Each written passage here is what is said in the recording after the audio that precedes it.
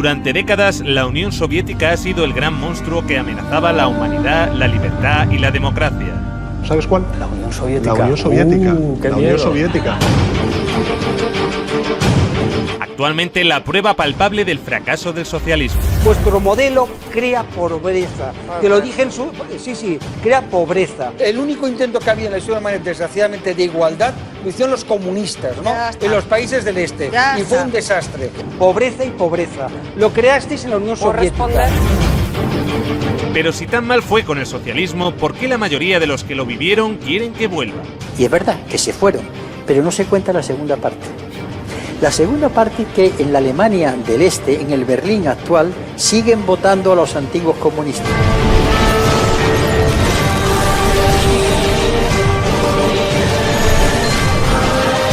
A continuación, vamos a ver lo que no nos han contado sobre la Unión Soviética.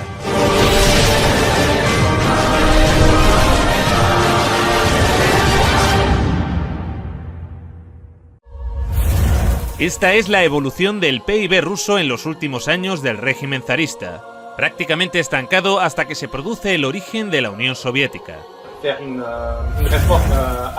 Lo primero que harán será una reforma agraria que otorga a los campesinos propiedad sobre la tierra.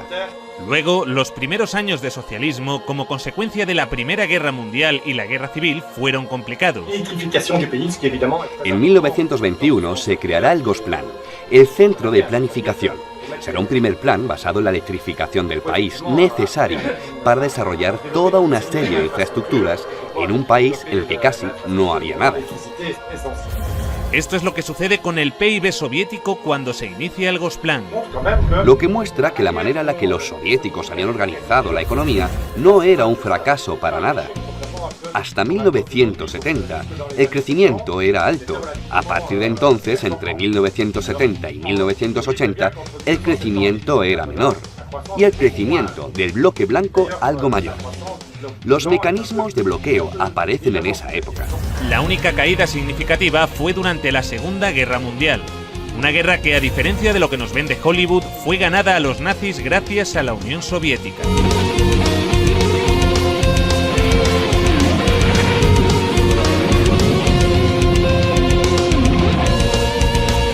Stalingrado fue la primera gran victoria del ejército soviético. El triunfo del Volga es como un faro, el punto de inflexión de la Segunda Guerra Mundial. Solo en Stalingrado murieron más nazis que en todo el frente occidental junto. Europa y la URSS habían quedado devastadas tras la guerra. Elaboraron lo que más tarde se convertiría en el Programa de Recuperación Europea, que lograría levantar nuevamente a la Europa occidental. Europa necesitó que los Estados Unidos inyectaran cantidades ingentes de dinero para relanzar su economía. La Unión Soviética no. La URSS se desarrollaba más rápido que los países avanzados. No muchos países lograron cifras de desarrollo igual de rápidas.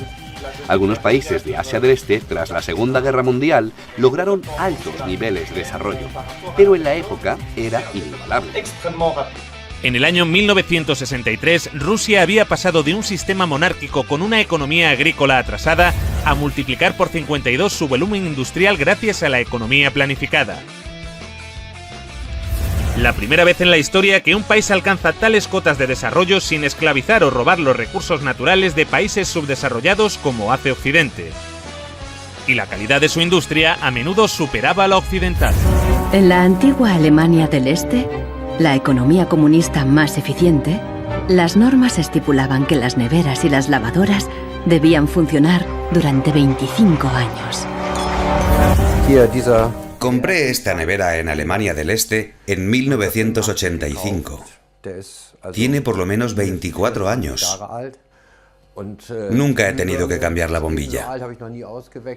Tiene casi 25 años. En 1981, una fábrica de Berlín Este empezó a producir una bombilla de larga duración. Los responsables de la fábrica presentaron la nueva bombilla en una feria internacional, en busca de compradores occidentales. Cuando los fabricantes de Alemania del Este presentaron estas bombillas de larga vida en la Feria de Hannover de 1981, sus colegas del oeste dijeron: «Os quedaréis sin trabajo». Los ingenieros de Alemania del Este dijeron: «No, al contrario. Conservaremos nuestros trabajos si ahorramos recursos y no malgastamos tungsteno». Los occidentales rechazaron la bombilla. En 1989 cayó el muro de Berlín. La fábrica cerró y la bombilla de larga duración dejó de producirse. El socialismo logró también mejorar de manera notable la calidad de vida de los ciudadanos. La vida de los soviéticos mejora en muchas cosas: la educación, la salud, el trabajo, pero a cambio la gente paga un precio muy alto. Desde Moscú, los dirigentes del Partido Comunista gobiernan con mano de hierro los diferentes pueblos y naciones que forman la Unión Soviética. Junto a los errores y a veces horrores, los rusos comieron por primera vez con los comunistas. Tuvieron educación con los comunistas. Tuvieron sanidad con los comunistas. La esperanza de vida subió de 40 a 70 años en 4 décadas y la mortalidad infantil se redujo en casi un 90%. Entre 1920 y 1921 hay una hambruna terrible. La guerra destruye la agricultura y además la guerra se da en los territorios más fértiles.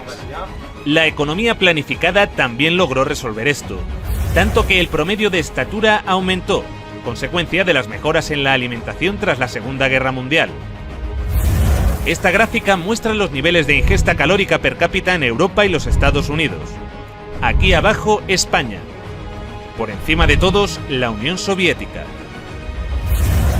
Crearon también el primer sistema sanitario universal y gratuito del mundo. Los servicios sanitarios actuales de la URSS son el resultado de 40 años de evolución, experiencias e investigaciones. Forman un sistema unificado que se extiende a todas las disciplinas sanitarias y cuyas ramificaciones alcanzan a todos los centros de población que constituyen las 15 repúblicas de la Unión, llegando hasta las más pequeñas y remotas aldeas y zonas agrícolas.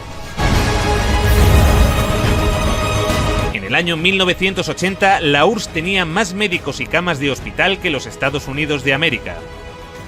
También crearon el primer sistema educativo universal y gratuito en el que se incluía la universidad. Todo el material escolar lo proporcionaba el Estado. En los años 70, la URSS tenía 5 veces más ingenieros titulados que los Estados Unidos. Y mientras los Estados Unidos pasaban la Gran Depresión con un 23% de paro, la Unión Soviética alcanzaba la plena ocupación. Sus oficinas de desempleo permanecieron cerradas hasta el año 88. Y las condiciones laborales no estaban nada mal. Con la Constitución Soviética de 1936 se estableció la jornada laboral de 7 horas, pudiendo verse reducida a 6 o incluso a 4 para las profesiones más duras. La jubilación era a los 60. Para los trabajos más duros podía llegar a adelantarse a los 50. Solo hacían falta 20 años cotizados para cobrar la pensión completa. Los sueldos se cobraban al 100% durante las bajas por enfermedad, y también tenías derecho a bajas si tus hijos se ponían enfermos. La baja por maternidad duraba 1 año. De hecho, fue el país que consiguió las mayores cotas de igualdad entre hombres y mujeres. Antes, en la RDA de su juventud, la mujer era igual que el hombre, y a veces incluso superior. 9 de 10 trabajaban. Había guarderías para sus hijos y tenían tiempo de ocio. Este sistema de seguridad social serviría de inspiración a la socialdemocracia occidental, que llevaría a los Estados Unidos y a Europa a su mejor época de la historia en bienestar y derechos. Entre esos derechos están el acceso a un trabajo útil y remunerado, el derecho a unos ingresos suficientes para proveer de una adecuada alimentación, vestuario y esparcimiento, el derecho de cada familia a un hogar decente, el derecho a una cobertura médica adecuada y la posibilidad de tener buena salud y gozar de ella, el derecho a una adecuada protección ante los temores económicos vinculados con la vejez, la enfermedad, los accidentes o el desempleo. El derecho a una buena educación. Luego llegaron los liberales y empezaron a joderlo todo, pero esto es otra historia. Para el resto del mundo, el aporte científico de la Unión Soviética, incluso en economía, aunque no sea totalmente científica, es notable incluso para Europa. El virólogo soviético Viktor Sanov presentó su plan para erradicar la viruela ante la Organización Mundial de la Salud. Por primera vez en la historia, la humanidad lograba eliminar una enfermedad gracias a una campaña de vacunación en la que la Unión Soviética tuvo un papel fundamental. Fueron los primeros que lograron poner un satélite en órbita, el Sputnik. Los medios de comunicación de todo el mundo estaban embargados de emoción porque el hombre había podido llegar al espacio. El cosmonauta soviético Yuri Gagarin fue el primer hombre en viajar al espacio. Valentina Tereskova, la primera mujer. La Mir, la primera estación espacial. Incluso el primer teléfono móvil.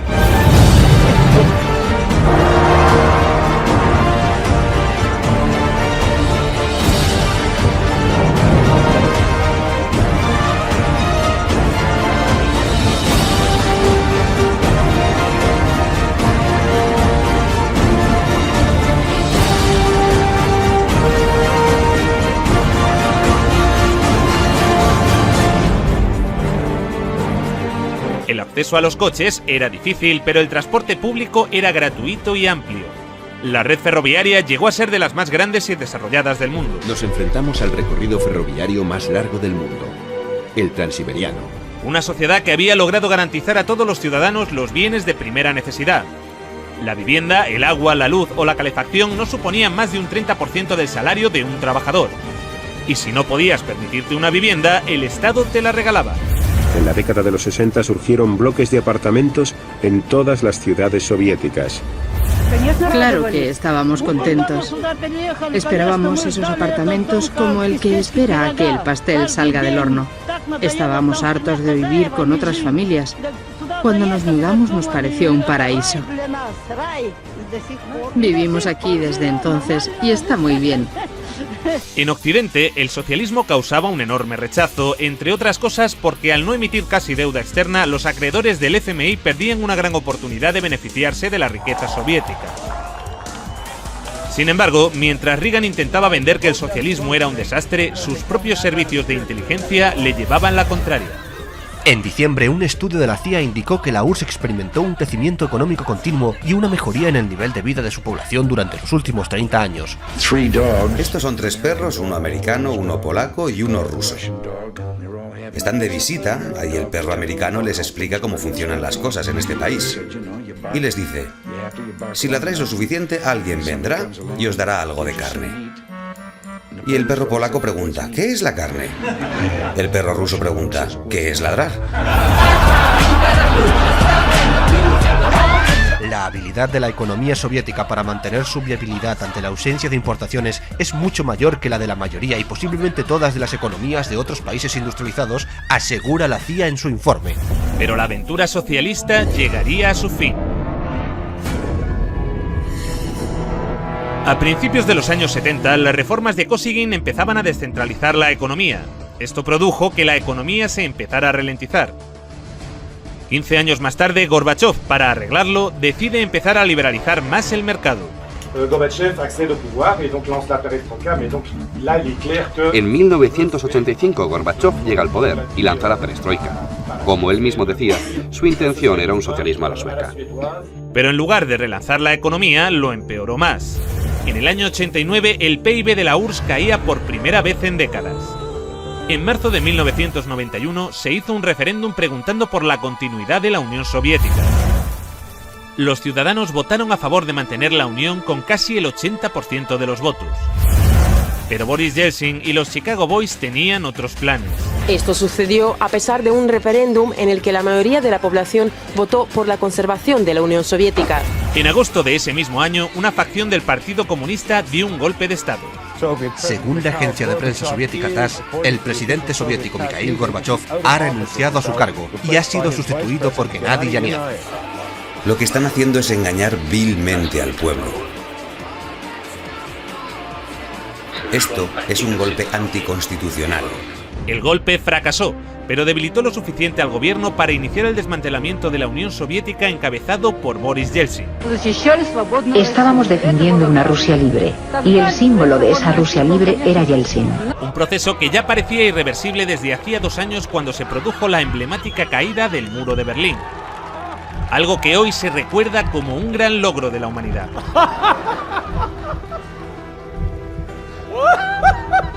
Aunque poco se habló de lo que sucedió después. El libre mercado llegó a Rusia y con él el caos.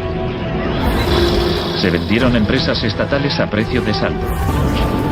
Gracias a la terapia de shock de Yeltsin, en 1992 los rusos consumían un 40% menos que en 1991. Un tercio de la población había caído en la pobreza y la gente tardaba meses en cobrar su sueldo. Con las medidas liberales llevadas a cabo por Boris Yeltsin, el PIB de Rusia experimentó una caída en picado durante los 8 años siguientes. La corrupción era generalizada y el crimen organizado se disparó. Moscú se convirtió en el nuevo salvaje oeste. Eso sí, han construido unos rascacielos de puta madre en Moscú. Se pusieron a la venta más industrias estatales, y así nació una nueva clase de empresarios multimillonarios con influencia política, los oligarcas. En 1998, el 80% de las granjas rusas estaba en quiebra, y 70.000 fábricas estatales habían cerrado. Crea pobreza, pobreza y pobreza. En 8 años, el número de pobres había aumentado en 72 millones, mientras Moscú pasaba a ser la ciudad del mundo con más multimillonarios. La pobreza se disparó también en los países miembros y satélites de la URSS. La antigua RDA fue una de las regiones que salió mejor paradas, pero también experimentó algunos retrocesos, especialmente en los derechos de las mujeres. Mujeres de la RFA piden que se apliquen las leyes que protegen a las mujeres en la RDA. Una época cómoda que termina con la caída del muro en noviembre de 1989. Sí que hay un Día Internacional de la Mujer, pero ya no se celebra de la misma manera. A las mujeres ya no se las homenajea como antes. Un retroceso que en ocasiones llegó a tener consecuencias trágicas. Miles de mujeres de la ex RDA se hacen esterilizar por temor a perder el empleo. Las regiones que están más al sureste de Europa o las próximas al Cáucaso pasaron a convertirse en países cuasi tercermundistas. La desintegración de la Unión Soviética ocasionó el colapso de la seguridad social de la que gozaban antes las personas mayores. Numerosos ancianos viven hoy en la pobreza. La venta de riñones por dinero fue la única opción que la mayoría de ellos tenía para poder mantener a sus familias. Es difícil conseguir un empleo en las regiones de Moldavia. He escuchado que un riñón vale $95.000, o cerca de 100.000. Nos engañaron. Sé que no debí viajar a Turquía, pero necesitaba el dinero. Ahora ese dinero ha arruinado mi salud. Desde entonces, los latentes conflictos interétnicos que persistían en varias repúblicas de la URSS se intensificaron y desataron choques armados. Según diferentes datos, estos enfrentamientos se cobraron las vidas de decenas de miles de personas. Millones tuvieron que refugiarse. En Rumanía, ahora es habitual ver a niños viviendo en la indigencia en las calles de Bucarest. Y aunque los acreedores occidentales del FMI se beneficiaron enormemente de que en países como este se disparase la deuda externa, el grueso de la ciudadanía en Europa tampoco fue a mejor.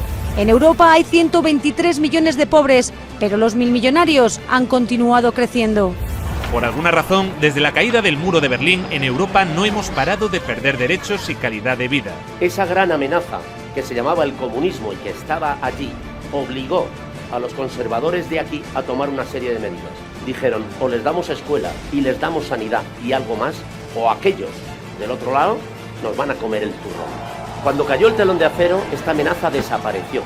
Y dijeron, bueno, ya no tenemos por qué darles nada, porque no existe la amenaza. Pero como la URSS y Yugoslavia no existen ya... Mientras, los que vivieron el socialismo en primera persona a menudo lo añoran. Cuando se cambió aquello y se encontraron que tenía que pagar la calefacción, la electricidad, etcétera, etcétera. Una encuesta publicada en 2014 revela que el 60% de los rusos quieren que vuelva la Unión Soviética. Y es verdad que se fueron, porque tenían enfrente un escaparate, pero no se cuenta la segunda parte. La segunda parte que en la Alemania del Este, en el Berlín actual, siguen votando a los antiguos comunistas. En las elecciones federales de Alemania, el nuevo Partido Socialista Unificado de la antigua RDA gana en los distritos de Berlín que pertenecían a la zona soviética. De hecho, se habla sobre todo con nuestros abuelos. Ellos nos cuentan lo que vivieron. Y en general lo hacen de forma positiva. En esa época había menos gente muy rica y todos los demás eran iguales. La riqueza se distribuía de manera equitativa. Había una justicia social. No es como hoy en día, que hay familias con menos recursos cuyos hijos no tienen grandes oportunidades. En Asia Central, esta añoranza es aún mayor. ¿Qué opinas de tu actual generación? Nos hemos quedado huérfanos. Los países se separaron y nos perdimos. Quizá en 20 años hayan desaparecido. Creo que las cosas iban mejor antes, en la Unión Soviética. En el mejor de los casos, solo unos 600 aldeanos aún viven aquí. Pero cuando Kirguistán formaba parte de la Unión Soviética, la gente de todas partes de la República deseaba venir a este lugar. Todo funcionaba, las fábricas, las plantas. Las personas vivían de manera igualitaria. Al comparar, yo elegiría el estado en el que vivía cuando tenía 7 años. Con la llegada de Putin al poder, la economía empezó a recuperarse. Se redujo la pobreza y la criminalidad. Pero los niveles de bienestar jamás regresaron. La desigualdad sigue en los niveles de la época de Yeltsin. La tasa de mortalidad en Rusia aún está muy por encima de los niveles de la era soviética. Y esto es en parte debido al deterioro del sistema sanitario, que ahora es de pago. No tuve que pagar por la escuela y la universidad, pero recibíamos una buena educación. Nos curaban de forma gratuita. En julio de 2010 murió de cáncer, mi prima. No pudo encontrar 30.000 rublos para una operación. Estuvo acostada varios meses. Las dolorosas inyecciones también las tuvo que pagar. De manera que sí, todo un logro la caída del comunismo. Un logro de la hostia. En el próximo episodio... Pablo Iglesias y Eduardo Inda revelan nuevos e inquietantes datos sobre la figura de Stalin. Sin interrumpir, Pantuflo, sin interrumpir. Vamos a dejarlo de Pantuflo. Eso es una táctica estalinista. Vamos, por favor, a mantener el respeto. Adelante, Pablo, por favor, luego Eduardo. Pido perdón por utilizar una táctica estalinista. Como todo el mundo sabe, Stalin recomendó llamar Pantuflo a los interlocutores. Y cuando estéis en Stalingrado, luchando contra las tropas nazis, recordad esto. Tenéis que llamarlos a todos Pantuflo.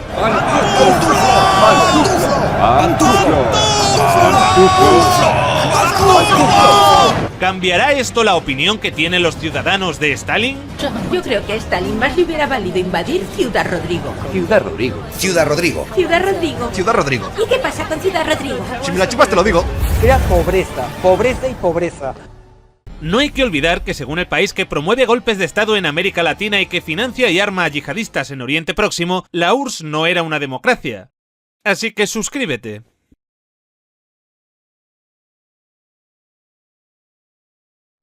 En capítulos anteriores... Este sistema de seguridad social serviría de inspiración a la socialdemocracia occidental, que llevaría a los Estados Unidos y a Europa a su mejor época de la historia en bienestar y derechos. Entre esos derechos están el derecho de cada familia a un hogar decente, el derecho a una cobertura médica adecuada, el derecho a una adecuada protección ante los temores económicos vinculados con la vejez, la enfermedad, los accidentes o el desempleo, el derecho a una buena educación. Luego llegaron los liberales y empezaron a joderlo todo, pero esto es otra historia. Ahora vamos a contar esa historia. Lo único que no privatizaría son las Fuerzas Armadas, los tribunales y algunas carreteras y autopistas. Esas políticas se impusieron bajo dictaduras. Los primeros laboratorios del neoliberalismo no tenían nada que ver con la democracia.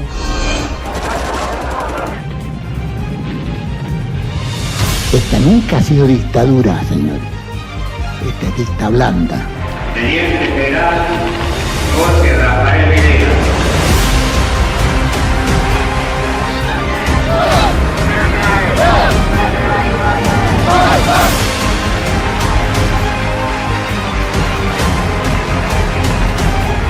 Mi preferencia personal se inclina a una dictadura liberal y no a un gobierno democrático donde todo liberalismo esté ausente. Sí, Él preferiría que los pobres sean más pobres con tal de que los ricos seamos menos ricos. Que el avance de la libertad y la democracia relegue al marxismo-leninismo al basurero de la historia. Hay algunos que esto no lo acaban de entender. España va bien. Muy pronto. Y esta vez no es una coña.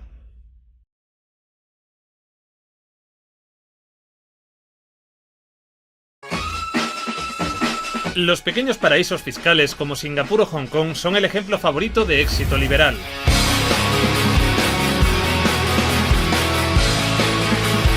Estos países tienen un gasto público mínimo, bajos impuestos y escasa intervención estatal. No hay muchas leyes que protejan a los trabajadores, pero como todos son muy ricos, da igual. Bueno, todos. La sociedad se rige por el libre mercado y la competencia. ¿Puede este sistema aplicarse a mayor escala y tener éxito?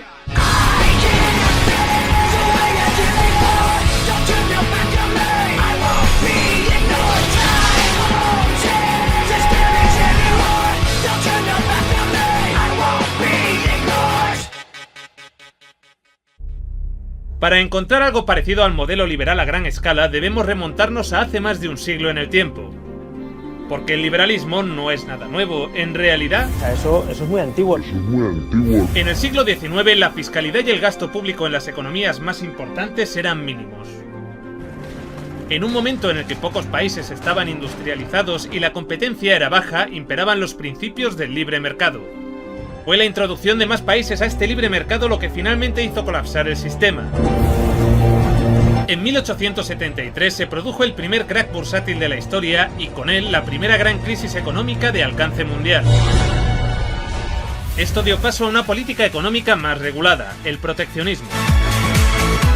Los estados fomentaban la producción y consumo interno estableciendo aranceles aduaneros y limitando las importaciones. Aunque había más intervención estatal, no había apenas regulación laboral. Sigue siendo la Belle Époque de principios de siglo.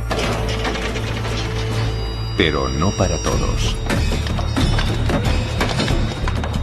Los obreros trabajan el doble de horas que hoy en día, pero cobrando la mitad. Las mujeres apenas ganan el 50% de ese salario.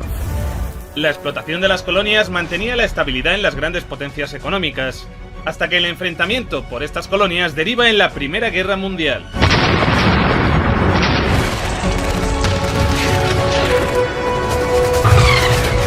Tras esta, Estados Unidos queda en una situación privilegiada para el comercio frente al resto del mundo. A esto, sumado el auge de las nuevas tecnologías, la economía crece y el consumismo se dispara. Eran los locos años 20. A mediados de los años 20, aproximadamente 3 millones de estadounidenses poseían acciones, y Wall Street cautivaba la imaginación del público. En este entorno de especulación descontrolada, coincidiendo con un aumento en la desigualdad, la burbuja finalmente estalla. Martes 29 de octubre de 1929. El pánico cunde como nunca antes en la historia y el mercado se inunda con 16 millones de acciones. Con ellas se pierden más de 14.000 millones de dólares junto con la confianza de todo un país. Wall Street y los años 20 resultan ser un fiasco. Se iniciaba así la segunda gran crisis de la historia, la Gran Depresión. Durante la burbuja, los mercados operan libremente. Es un momento de relax, sin muchas normas, pero cuando hay que transformar la economía, recuperarla, hay que pensar en una mayor intervención de los poderes públicos de manera valiente y lúcida. En un primer momento se respondió a esto con austeridad. La idea de que la austeridad es la solución lleva muchos años circulando. Andrew Mellon era el secretario del Tesoro del gobierno de Herbert Hoover en la época de la Gran Depresión. El mercado de valores cayó, los ingresos cayeron en picado, aumentó el déficit y ellos recurrieron a la austeridad, con lo que convirtieron el crack bursátil en la Gran Depresión. Al final la crisis se resolvió haciendo todo lo contrario de lo que defiende el liberalismo. Más impuestos, más gasto público y más regulación estatal. Se establecían así las bases de la socialdemocracia occidental con un proyecto denominado el New Deal. Teddy Roosevelt protegió la fauna de nuestro país para poder matarla personalmente. Franklin Roosevelt condujo el país a través de la Depresión y la Segunda Guerra Mundial. Su cara está en una moneda. Tiene que haber una supervisión estricta de toda la actividad bancaria, el crédito y la inversión. Ha de ponerse fin a la especulación con dinero ajeno. El New Deal se asocia a dos elementos fundamentales. En primer lugar, cuando el mercado no puede generar puestos de trabajo por sí solo, tienen que hacerlo las autoridades. Así que lo que hicieron fue lanzar grandes obras públicas como carreteras y se creó empleo para miles de personas.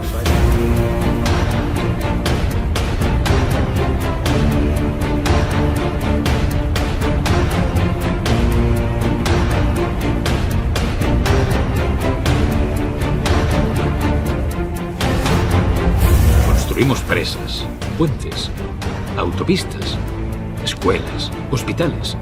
Incluso enviamos a un hombre a la luna.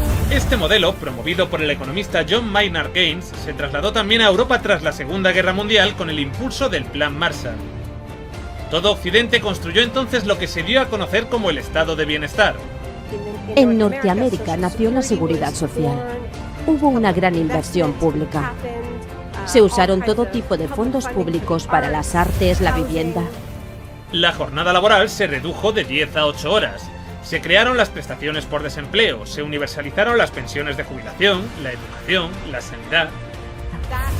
Fue un momento en el que países como el mío, Canadá o Reino Unido trajeron la sanidad universal y otro tipo de políticas que beneficiaron a una gran cantidad de gente.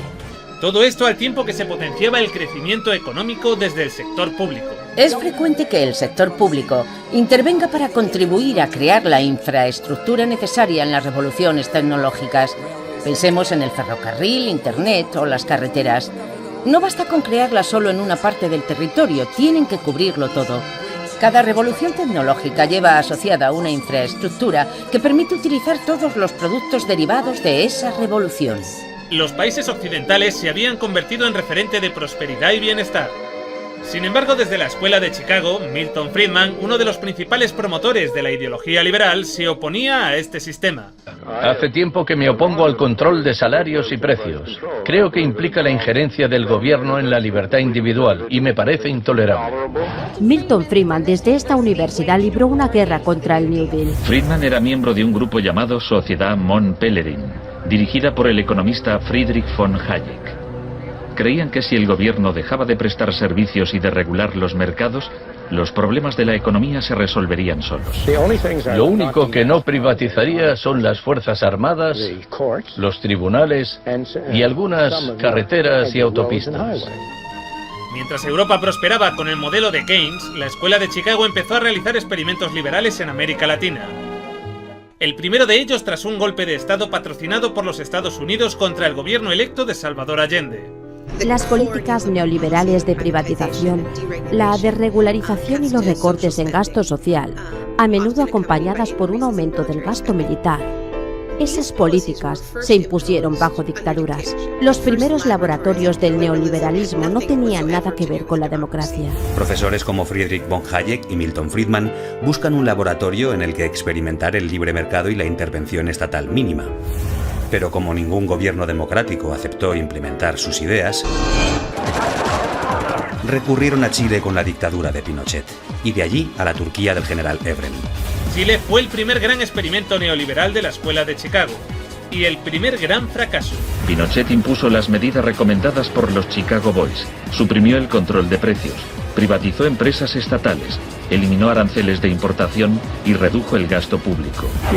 Se trataba del primer caso en que un avance hacia el comunismo daba paso a un avance hacia el libre mercado.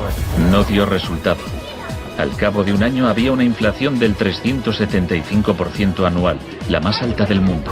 Durante toda la época de Pinochet, la economía de Chile creció por debajo de la media de América Latina. Esta nunca ha sido dictadura, señores. Esta es dicta blanda. La tasa de desempleo batió récords llegando a alcanzar el 35%. A finales de su mandato, la pobreza se había duplicado superando el 40%. Pronto quedó claro que la política económica de Friedman favorecería a los ricos a costa de los pobres. Se calculaba que una familia que intentara subsistir con el salario mínimo tendría que gastar el 74% de sus ingresos en pan.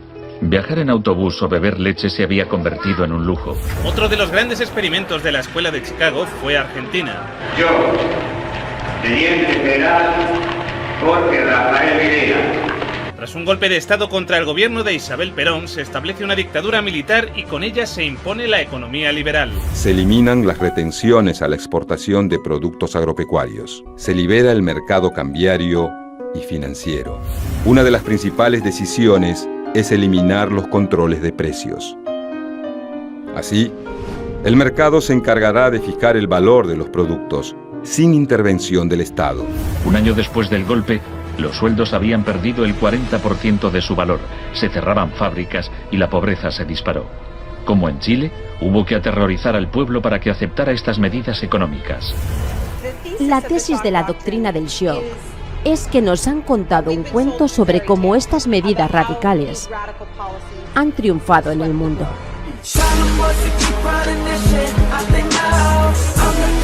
Las dictaduras militares se extendían por todo el cono sur en la década de los 70. Argentina y Chile no eran los únicos países influenciados por la Escuela de Chicago.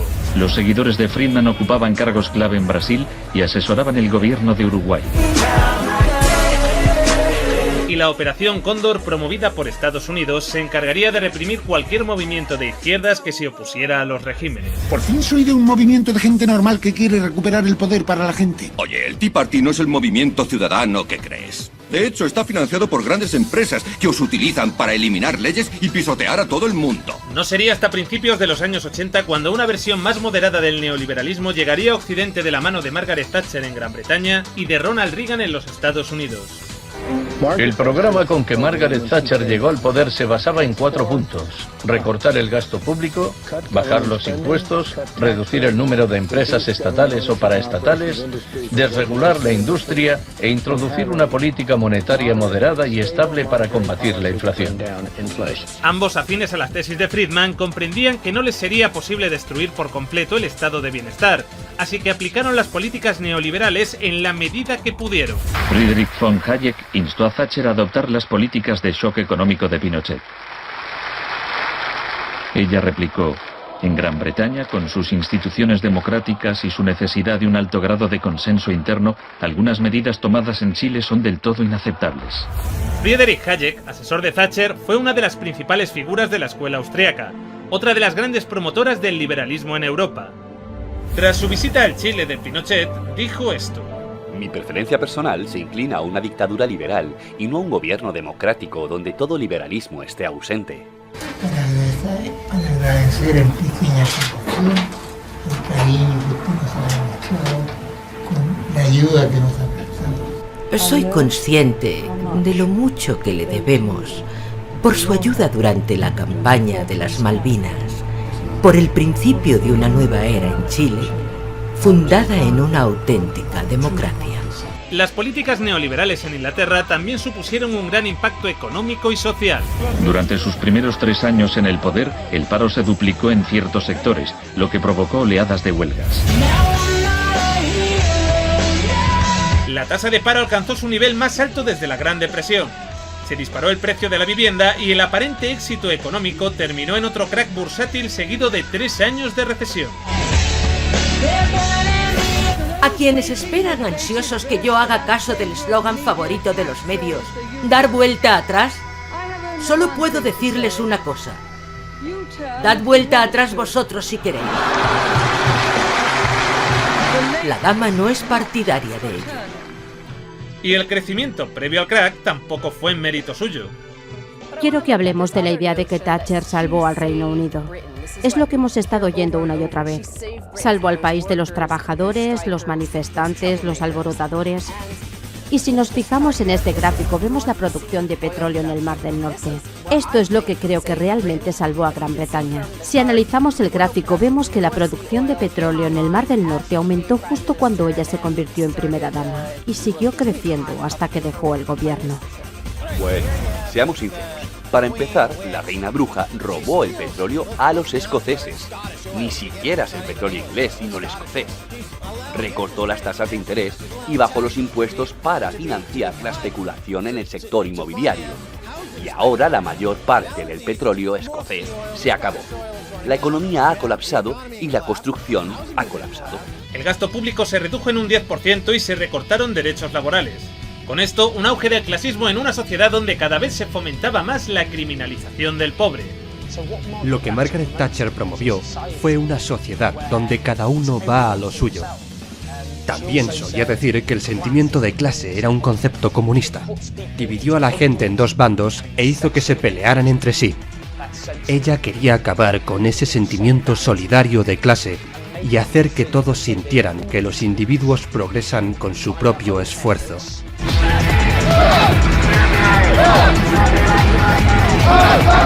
Incluso cuando el paro creció masivamente en Gran Bretaña, en lugar de culpar al gobierno por sus políticas económicas, culparon al desempleado.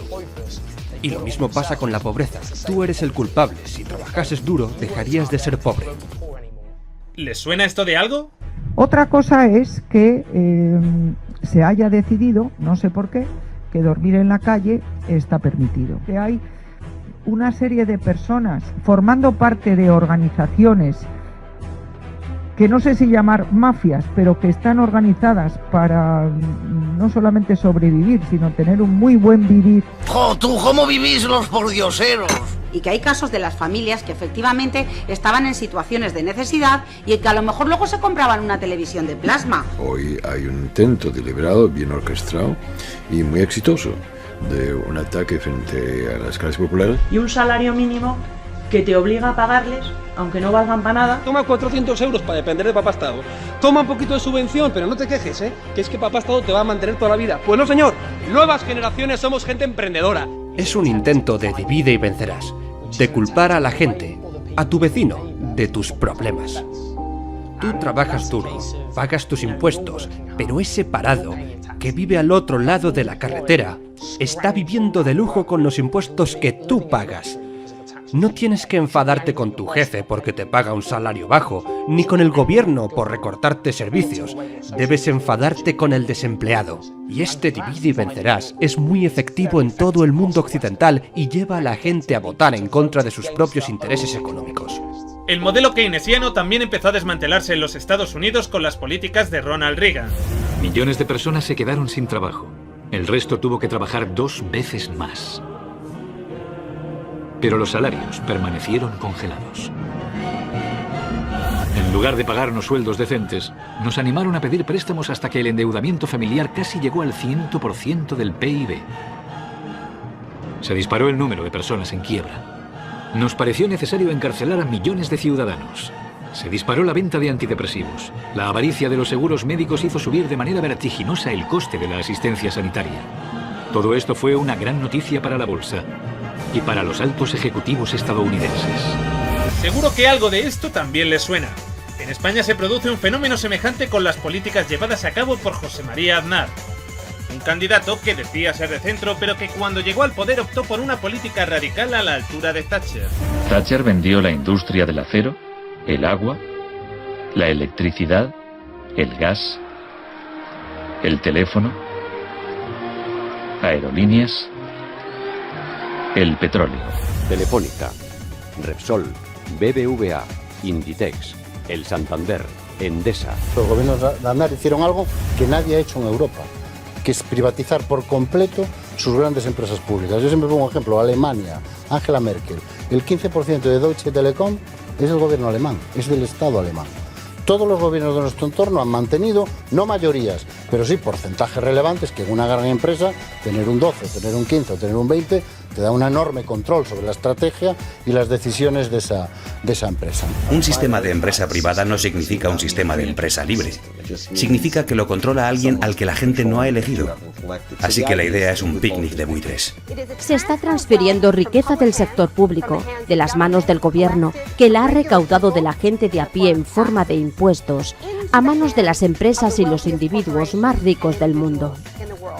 No hace falta decir que son los mismos individuos y empresas responsables de la crisis. Para decidir cuánto subirá la factura de la luz, he reunido a un grupo de distinguidos economistas y les he pegado en la espalda los posibles índices de aumento. Ahora usaremos los principios del libre mercado para alcanzar una cifra. Suelte a los perros. Observe a los keynesianos trepando los árboles, mientras los economistas de la escuela austríaca se esconden. Es fascinante. Aunque en el caso de España el resultado en un primer momento parecía bueno. La liberalización del suelo convirtió al ladrillo en el motor de la economía, logrando la reducción del paro en más de 11 puntos y un crecimiento envidiable.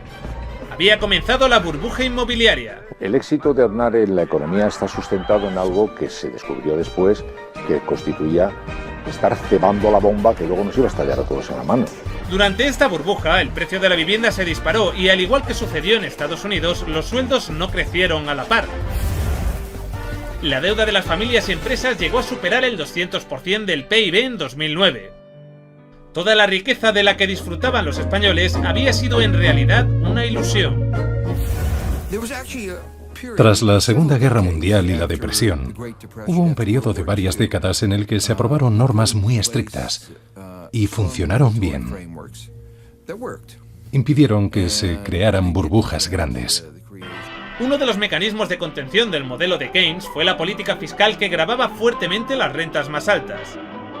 En su día, en los Estados Unidos, el IRPF llegó a estar al 90% y se mantuvo alto durante décadas. Durante esos años, mucha gente se enriqueció y el tope impositivo era del 90%. ¿El 90%?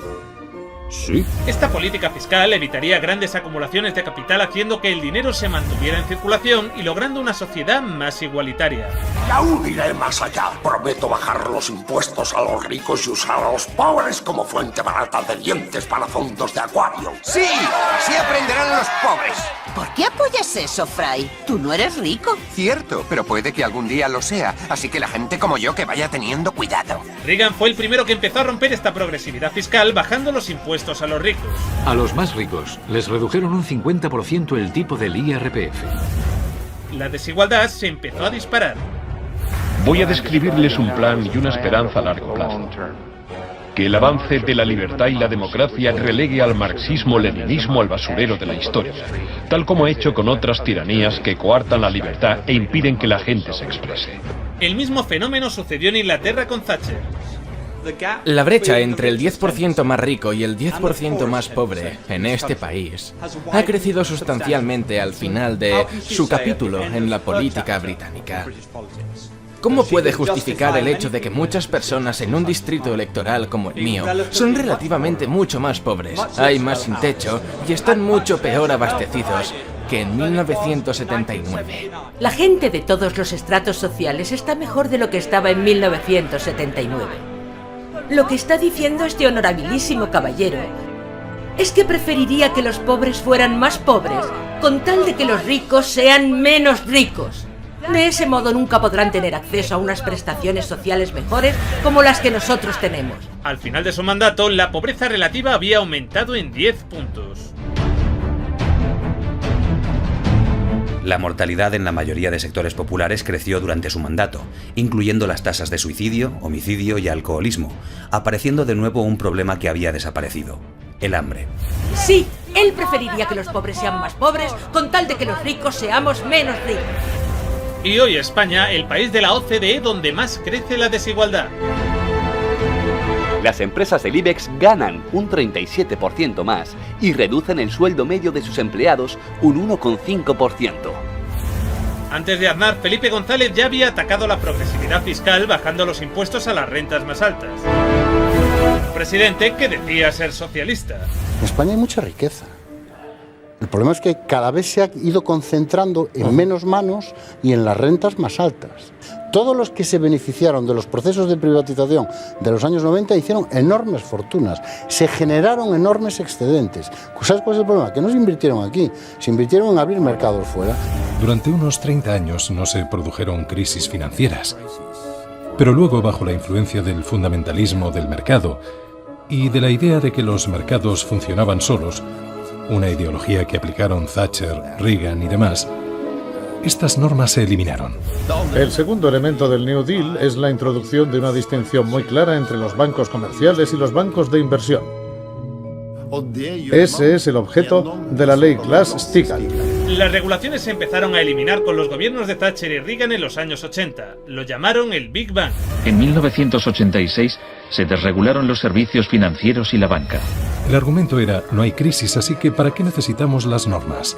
Pero precisamente las normas eran lo que impedía que hubiera crisis, y cuando se empezaron a eliminar esas medidas, empezamos a sufrir una serie de crisis. Desde 1980 se han producido más de un centenar en todo el mundo. Básicamente, nosotros creemos que el capitalismo es un sistema que funciona estupendamente bien cuando se le deja funcionar. Tras la desregulación del Big Bang, en los 80, se han producido varios shocks económicos. En 1987 hubo un lunes negro. Los mercados se desplomaron de forma espectacular. Fue el mayor derrumbe porcentual ocurrido en un mismo día en la historia de la bolsa. En 1992 hubo un miércoles negro cuando los especuladores de divisas hicieron fortunas apostando contra la libra.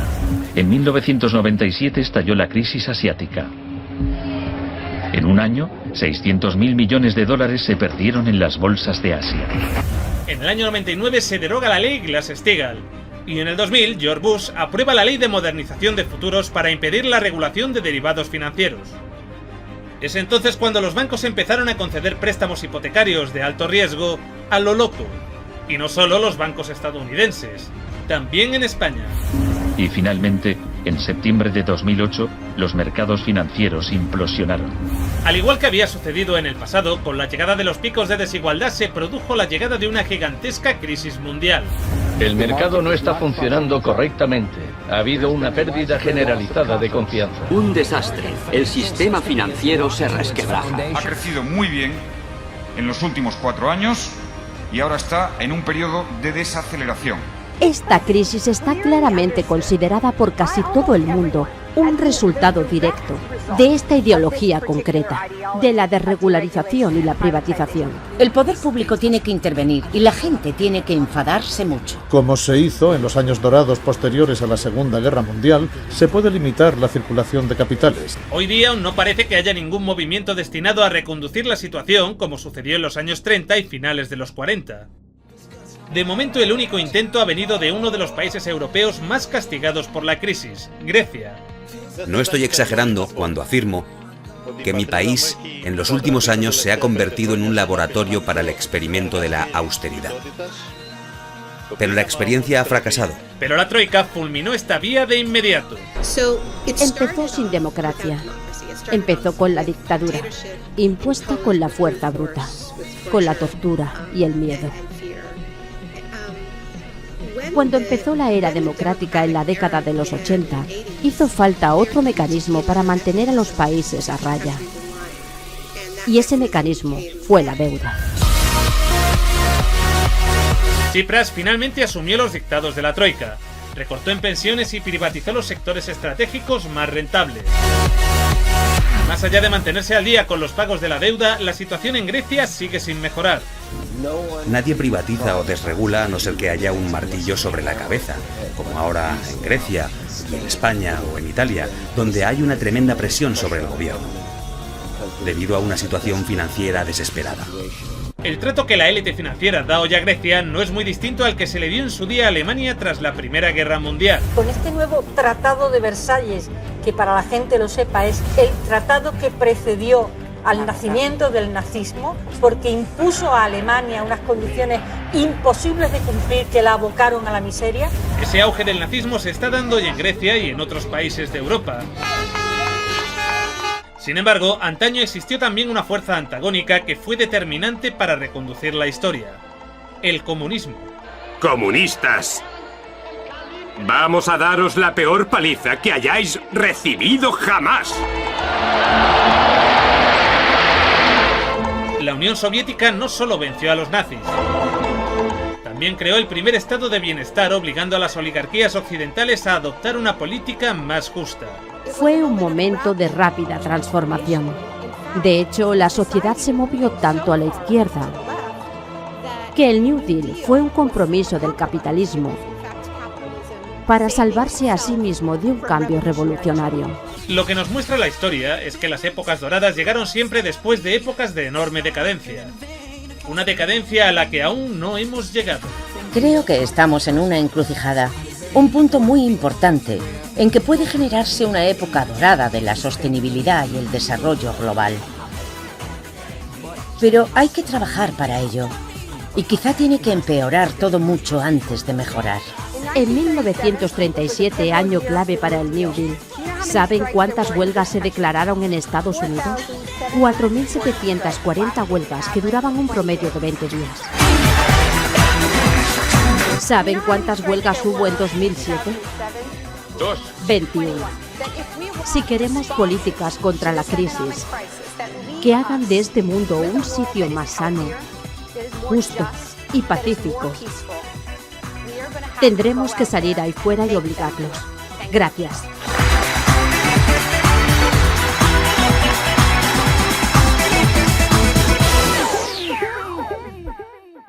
En el próximo episodio... Honra, Pablo. Yo le honro leyendo su biografía y a mí me honra comparándome con Margaret Thatcher. Qué bien, todos qué contentos. La entrevista nunca emitida de Margaret Thatcher. Estuve en España hace unas semanas y conocí al líder de la oposición, José María Aznar.